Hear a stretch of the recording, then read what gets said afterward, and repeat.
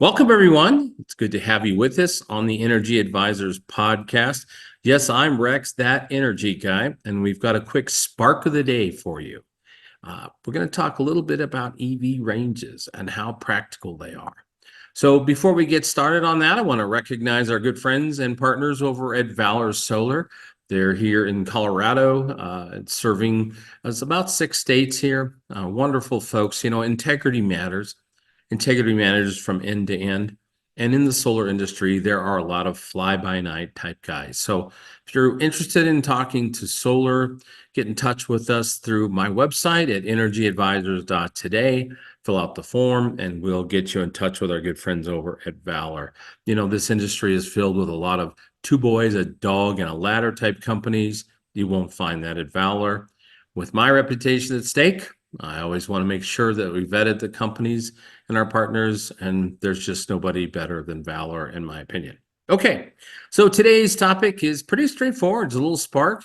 And, you know, one of the things that people throw up about a EV is the range. And, oh my goodness, I'm going to cross the country and I'm going to need more range. Well, this is the spark of the day. Did you know the average American drives 37 miles a day? Now, that's just only considering the people who drive, so we're not counting the people who aren't driving, but 37 miles a day. Well, let's round that up to 50. Okay, let's just say that it's 50 miles a day. Now, you know, and I kind of thought about my driving usage as I bebop around the metro area here in the Front Range in Colorado. And I'm going to say that probably on the days that I'm working and even out and about in recreation, my daily mileage would probably average 50. All right, so let's pretend for a second that I've got an EV that has a range of 300 miles between charging. Well, at 50 miles a day, goodness gracious, I can go 6 days without recharging that vehicle. So from a day-to-day usage, it's a very practical piece of equipment for transportation.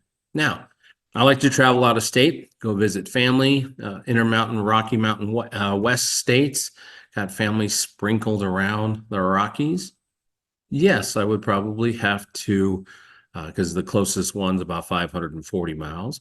Yes, I would have to charge the vehicle. Well, what do I do when I travel to those places? I stop, get a sandwich, would refuel if I was driving a vehicle that took fuel. And so it's not as big as an issue as people make it. Now, we don't have as many charging stations, and those will continue to come. But it's easy to plan a trip to say, hey, I'm going to stop here and have a dinner. I'm going to take a restroom break, etc. And in the amount of time that we would do that would take the charging. So I want you to take a look at it.